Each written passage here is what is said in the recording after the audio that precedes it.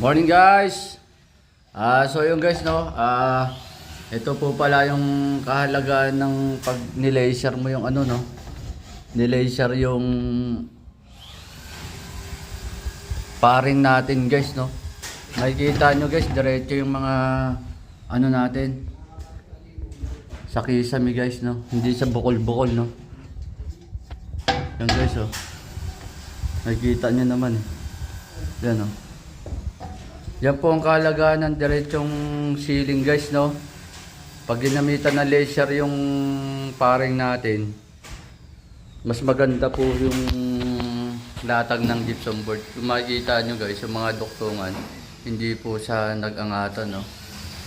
Yan po guys no. Saka yung mga lapad po ng ano natin, drop po yan guys, pare-parehas.